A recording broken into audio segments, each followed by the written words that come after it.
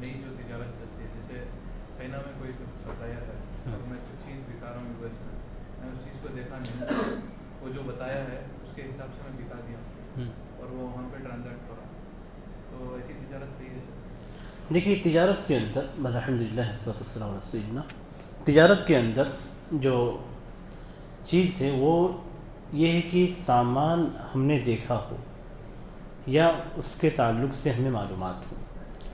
तो इसमें एक मसला आता है बै गायब का। बै गायब का मतलब होता है कि कोई ऐसी चीज़ जो हमारे सामने नहीं है, क्या हम उसे बेच सकते हैं, या सामने वाला कोई चीज़ हमसे तलब करता है लेकिन उसने देखा नहीं है, तो क्या हम उसे वो सामान दे सकते हैं। तो जैसे यहाँ पे मिसाल दी गई कि एक सामान है चाइना के अंदर और हम उसे बेचना चाहते हैं यूएस में, और हम अपने यानी लिंक के ज़रिए से या अपने साइट के ज़रिए से बेच रहे हैं, तो यहाँ पे शर्त ये होती है कि बै गायब के अंदर आपको इख्तियार होता है।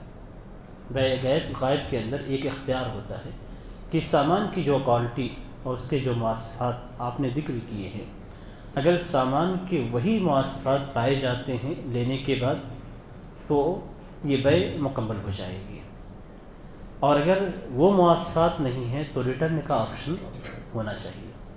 तो जिस तरीके से हम फ्लिपकार्ट या इसी तरीके से अमेज़न से मंगाते हैं, तो जो सामान हम लेते हैं उसके सामान के साथ साथ पूरे उसके मवासफ़ात लिखे हुए होते हैं, तो अगर सामान को हम उसी मवासफ़ात में पाते हैं तो बै यहाँ पे डन है, यहाँ हमें वापस करने का इख्तियार नहीं है। अगर सामने वाला इख्तियार देता है तो ये एक अलग चीज़ है, लेकिन अगर उसके अंदर कोई चीज़ डैमेज है या कुछ भी मसला है तो हमें इख्तियार है कि हम उसे वापस कर दें। तो ये शर्त बै गायब के अंदर हर सूरत में मौजूद होती है। और एक जैसे अभी सर्विस में से बाज़ लोग माहिर रहते हैं, कोई नया रहता है, अब इसमें मार्केट ऊपर नीचे रहता है, जैसे कोई चीज़ कोई 5,000 में भी करता है, मान लीजिए आर्किटेक्ट है, घर का कोई आर्किटेक्ट का काम कर रहा है, वो नया 5,000 में भी करता है, और कोई एक्सपर्ट है जब 10-15 साल का, वो एकदम बहुत ज़्यादा चार्ज करता है, तो ये चार्ज करना क्या है दुरुस्त है? सिर्फ एक्सपर्टीज़ के तौर पे नहीं, मैं हो सकता है कि मैं जानता नहीं हूँ 15 साल किया है या नहीं किया, बट मैं सिर्फ वो जो मार्केटिंग किया है उसके भरोसे से जाके, तो ये कैसा है सर? मतलब बढ़ा के एकदम एक चीज़ को ज़्यादा बढ़ा के 2-3 क्या एकदम ज़्यादा करके दिखाना है कैसा है? देखिए इसमें जो सर्विस की बात आती है तो शरीयत के अंदर दो चीज़ें हैं, एक चीज़ होती है बै, एक चीज़ होती है मनफ़ात। मनफ़ात ही सर्विस के तहत, सर्विस मनफ़ात के तहत दाखिल है। यहाँ पे अगर आप किसी की सर्विस देते हैं और उसके तजर्बे के एतबार से उसका रेट देते हैं या वो अपना रेट मुतय्यन करता है, तो उसके लिए जायज़ है कि वो अपना रेट मुतय्यन करे। और इसको आप समझ सकते हैं कि जैसे टीचर्स जो होते हैं, हर एक की सैलरी बिल्कुल बराबर नहीं होती है, स्कूल के एतबार से भी कम और ज़्यादा होती है, टीचर से कि अपने तजर्बे के एतबार से भी होती है। अब जो एक शख्स मिसाल के तौर पे यानी पीएचडी किए हुए है उसका रेट, उसकी सैलरी अलग होती है, जो एमए किए हुए उसकी सैलरी अलग है। इस तरीके से मुख्तलिफ जो अफराद हैं उनकी सैलरियाँ अलग होती हैं। तो ये सर्विस है, तो सर्विस में कोई भी शख्स है अपना चार्ज रख सकता है कि मैं अपनी क्वालिटी के एतबार से चार्ज रखे और वो क्वालिटी जो उसे देनी है वो दे, जो सामने वाला तलब कर रहा है वो दे। तो इस सूरत में चार्ज करना, ज़्यादा चार्ज करना, कम करना, ये उसके अपने इख्तियार में कर सकता है। अब ऐसी शक्ल है जैसे अभी हम सर्विस करते हैं कोई भी चीज़ की, जैसे मैं मार्केटिंग करता हूँ, अभी मैं मार्केटिंग किया हूँ, मैंने उसको ये दिया, वादा नहीं किया था कि मैं सेल्स बढ़ाऊँगा, मैंने कुछ जो वादा मैंने किया था वो मैंने किया, अभी उस जो सामने वाला है वो वादे से वो कर रहा है, मतलब बोल रहा है कि मेरा असल मकसद था सेल्स बढ़ाना, तो बढ़ा नहीं, तो आप वो सर्विस के पैसे वापस दो, तो इसमें क्या करें सर? मतलब जब आगे वाला आपके वो बै से ये नहीं है, मुतमईन नहीं है होने के बाद, क्योंकि सर्विस में हम बता नहीं सकता ना सर कि वो बाद में होती है, तो इसमें क्या करें सर? लेकिन जो सर्विस आपने देने का वादा किया है वो आपने दिया है नहीं या नहीं, यह क्वालिटी होनी चाहिए। अब ये क्वालिटी जो कि आप और हम तय नहीं कर पाएंगे, इसलिए कि हमारा आपका इख्तिलाफ हो चुका है। तो अब जो इस फ़न के माहिर हैं, चाहे जो भी हो किसी भी चीज़ में, तो फ़न के जो माहिर हैं उनको लाया जाएगा اور لانے کے بعد وہ طے کریں گے کہ ہاں فلاں نے کوالٹی پیش کی نہیں کی ہے. ہاں اگر پیش کی ہے تو پورا چارج سامنے والے سے وصول کرے گا, اور اگر اس کے اندر کوتاہی ہے تو اس کے طرف سے کم کیا جائے گا. اس طریقے سے جھگڑے کو سالو کیا جائے گا. کچھ لوگ کبھی جیسے بروکر لوگ رہتے ہیں, کچھ چیز کو کیا کرتے ہیں تھوڑا سا صرف ایڈوانس دے کر پھر دوسرے کو بیچ دیتے ہیں. تو ایسا بہت سارا بزنس کرتے ہیں, جیسے بلڈنگ لے لی, سمجھیں کچھ ایڈوانس دیتے ہیں 10 لاکھ ایسے کچھ دے کے پھر دوسرے کو بیچ دیتے ہیں. وہ کبھی گاڑی لے لیتے ہیں 1-2 لاکھ میں, جس کو نفع میں بیچ دیتے ہیں اور اپنا نفع بھی رکھ لیتے ہیں اور جو باقی کا سیٹلمنٹ بعد میں کرتے ہیں. تو یہ کیا چیز اس میں جو اصلی چیز ہے اس طرح کی صورتوں میں کہ اگر کوئی شخص ایڈوانس دینے کے بعد وہ چیز بیچ دیتا ہے, ایک بیچنے کی صورت ہوتی ہے, ایک کے کرائے پہ دینے کی صورت ہوتی ہے. اگر آپ کی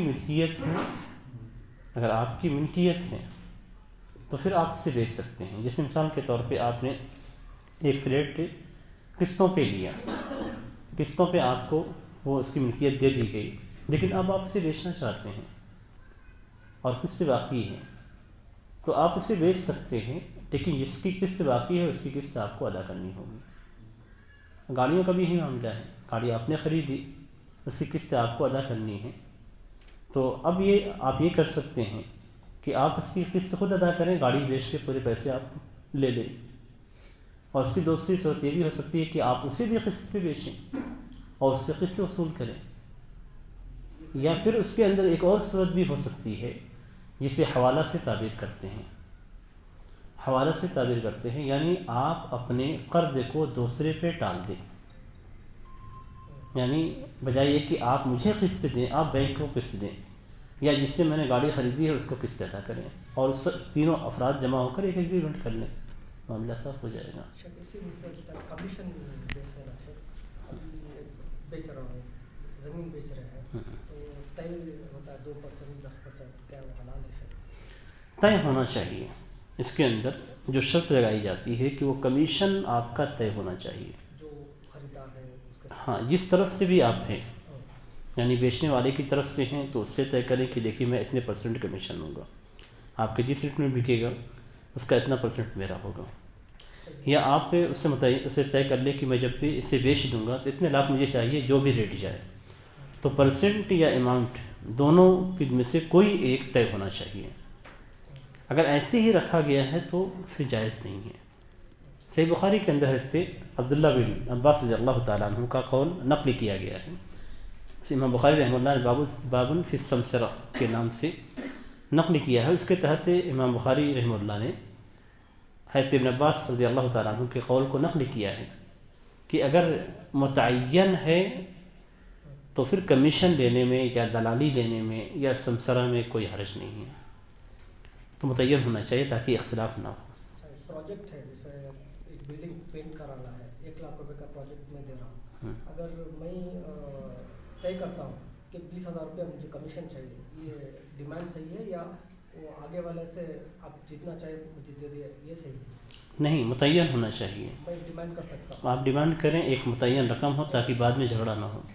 تجارت کے اصول میں سے یہ بھی ہے کہ ہر چیز متعین ہو تاکہ اختلاف نہ ہو. تو جس طریقے سے آپ خرید و فروخت کرتے ہیں تو ریٹ متعین ہوتا ہے. ایسا نہیں ہے کہ آپ کوئی سامان اٹھائے چلے گئے پھر بعد میں ریٹ میں اختلاف ہو گیا. نہیں, ریٹ متعین ہونا چاہیے, چاہے وہ مارکیٹ کے اندر اس کا ریٹ متعین ہو یا آپ دونوں مل کر متعین کریں.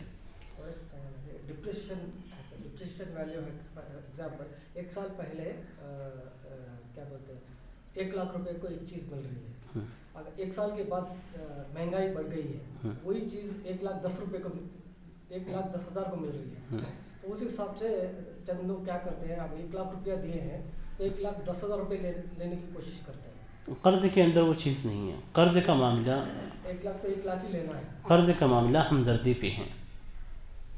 قرض کا معاملہ اسلام کے اندر ہمدردی میں رکھا گیا ہے, وہ تجارت نہیں ہے. قرض اور تجارت 2 الگ الگ چیزیں ہیں. قرض کے اندر تعاون ہے, ہمدردی ہے, اور تجارت کے اندر منافع ہے. منافع کے طور پہ تو یہ قرض یعنی پیسے دے کر پیسے لینے میں برابری ہونی چاہیے. جیسا کہ ابھی اصول بتایا گیا آپ لوگوں کو. تو اب یہاں پہ اگر برابری نہیں پائی جاتی ہے تو اس کا مطلب یہ کہ آپ نے تجارت نہیں کی، سود کا کام کیا. مہنگائی کے اوپر الزام لگا کے پیسے لے تو نہ دیں آپ، اگر آپ کو یہ ہے تو نہ دیں. ہمدردی نہیں ہے تو پھر کیوں دے رہے ہیں؟ یعنی ہمدردی نہیں ہے تو آپ خود چاہتے ہیں کہ سود لیں، تو سود نہیں ہونا چاہیے. ہمدردی نہیں ہے تو چھوڑ دیجیے. تعاون نہیں کرنا چاہتے ہیں تو حرام کام بھی نہ کریں. ایسا ایک جسٹیفیکیشن سنا ہاں نہیں، اس طرح کی ہے نا، اس لیے ہم وہ حساب سے اس کا بھی حل اسلام میں موجود ہے. ٹھیک ہے مہنگائی ہے، آپ پیسے کے بجائے سونے کو رکھیں کہ میں آپ کو اتنے گرام سونا دیتا ہوں، آپ جائیں اسے بیچیں، اپنا استعمال کریں، 1 سال کے بعد مجھے اتنے گرام سونا دے دیجیے گا، آپ کو پروفٹ بھی ہو جائے گا. شیخ آخری جو اصول آپ نے بیان کیا تھا اس کی دلیل کچھ ہے شیخ جو مسلمان؟ اس کی دلیل احتکار سے لی جاتی ہے. اور دوسری یہ کہ مسلمانوں کے تعلق سے جو دلیلیں ہیں کہ مسلمان آپس میں ایک ہی عمارت کی طرح ہیں، مسلمان کا بھائی ہے، اس کے اندر یہ بھی ہے کہ المسلم اخو المسلم لا یظلمہ، کہ مسلمان کا بھائی ہے، اس پہ ظلم نہیں کرے گا. اور سب سے گھناؤنا ظلم تو یہی ہے کہ عید کے موقع پہ مسلمانوں کے پیسوں کو نکالا جائے. جو خوشی کا موقع ہے، اس خوشی کے موقع پہ اب اس مثال کے طور پہ ایک باپ جس کے پاس ایک یعنی لمٹ سیلری ہے، بڑی مشکل سے وہ بچوں کا انتظام کرتا ہے، عید کے موقع پہ اپنے بچوں کے لیے جا کے کپڑے خریدتا ہے اور اتنے مہنگے ریٹ میں خریدتا ہے. وہ جب عید کی نماز ہی پڑھتا ہے تو وہی سوچتا ہے. تو آپ نے تو اس کے اوپر ظلم کیا، اس کی خوشی کو چھین لیا، تو یہی تو ظلم ہے. تو مسلمان کا بھائی اس پہ ظلم نہ کرے، ولا یخذلہ، اور اسے تنہا نہ چھوڑے، یعنی ایسا بالکل بے یار و مددگار نہ چھوڑے. یہاں تو آپ نے اس کے سارے پیسے کو چھین کر ایسے ہی چھوڑ دیا ہے. تو بہت ساری دلیلیں مل جائیں گی اس کی، اسلام کے جو عام اصول ہیں اس سے، کہ اس کے اندر ظلم نہیں ہونا چاہیے. شیخ آج کل کیا کرتے ہیں کہ کوئی نئی بلڈنگ بنی تو اس کو لیز پہ لے کے اس کے بعد رینٹ پہ دے دیتے ہیں. شیخ آپ سمجھو ایک فلیٹ ہے، اس کو میں 4 لاکھ روپے دے کے لیز پہ لے لیتا ہوں، میں کیا کرتا ہوں دوسرے کو بھاڑے پہ چھوڑتا ہوں. اس کو دیکھیے اس میں جو صورت ہے اس میں دو غلطیاں ہیں. ایک تو لیز پہ لینے کی غلطی ہے کہ لیز پہ لینا ہی حرام ہے، پہلی صورت. دوسری یہ کہ جس چیز کے آپ مالک نہیں ہیں اس چیز کو نہ آپ بیچ سکتے ہیں، نہ اس کی منفعت کو بیچ سکتے ہیں. یعنی نہ آپ اسے بیچ سکتے ہیں، نہ اس کو کرائے پہ دے سکتے ہیں. آپ نے کرائے پہ لیا ہے، اگر لیز کو ہٹا بھی دیا جائے تو آپ نے جو روم کرائے پہ لیا ہے وہ آپ دوسروں کو کرائے پہ نہیں دے سکتے ہیں، اس لیے کہ آپ اس کے مالک نہیں ہیں. اور جس چیز کے آپ مالک نہیں ہیں نہ آپ اسے بیچ سکتے ہیں، نہ کسی کو کرائے پہ دے سکتے ہیں. لیز کے بغیر کرائے کا نام دے دیں کہ 10 لاکھ ہم لے دیا، ماہانہ 2000 بھاڑا کم، ایسا ہاں وہ ایسے ہی ہے جیسے آپ شراب پہ ضمنوں کا نام رکھتے ہیں، ویسے ہی ہاں وہ ایسے ہی کر رہے ہیں نا. 10 لاکھ لے لیتے ہیں، 2000 روپیہ آپ بھاڑا دے دیجیے. ایسے ہی ہوتا ہے. ابھی شراب بھی جو ہے انرجی کے نام سے بک رہی ہے، شرابی بھی انرجی پاور کے نام سے بک رہی ہے، انرجی ڈرنک ہے اور مختلف ناموں سے اسے جانا جاتا ہے.